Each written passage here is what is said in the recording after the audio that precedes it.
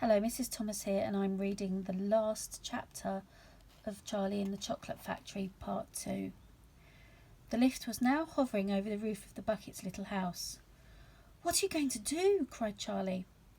"I'm going right on in to fetch them," said Mr. Wonka. "How?" asked Grandpa Joe.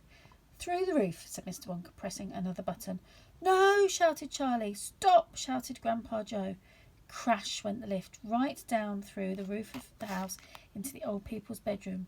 Showers of dust and broken tiles and bits of wood and cockroaches and spiders and bricks and cement went raining down on the three old ones who were lying in bed, and each of them thought that the end of the world was come. Grandma Georgina fainted. Grandma Josephine dropped her false teeth. Grandpa George put his head under the blanket, and Mr. and Mrs. Bucket came rushing in from the next room. "Save us!" cried Grandma Josephine. "Calm yourself, my darling wife," said Grandpa Joe, stepping out of the lift. "It's only us." "Mother!" cried Charlie rushing into Mrs. Bucket's arms. "Mother, Mother, listen to what's happened. We're all going back to live in Mr. Wonka's factory. I'm going to help him run it, and he's giving it all to me. And, what are you talking about?" said Mrs. Bucket. "Just look at our house," cried poor Mr. Bucket. "It's in ruins." "My dear sir," said Mr. Wonka, jumping forward and shaking Mr. Bucket warmly by the hand, "I'm so very glad to meet you. You mustn't worry about your house. From now on, you're never going to need it again anyway." "Who is this crazy man?" screamed Grandma Josephine. "He could have killed us all."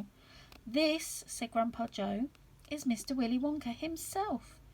It took quite a time for Grandpa Joe and Charlie to explain to everyone exactly what had been happening to them all day, and even then they all refused to ride back to the factory in the lift. "I'd rather die in my bed," shouted Grandma Josephine. "So would I," cried Grandma Georgina.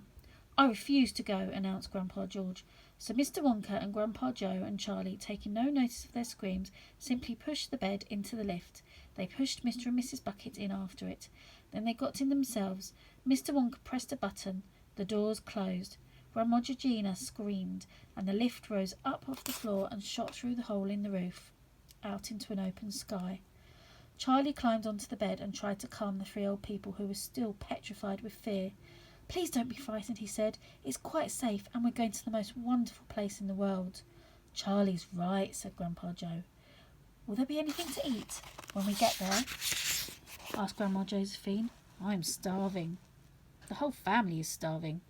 "Anything to eat?" cried Charlie, laughing. "Oh, you just wait and see."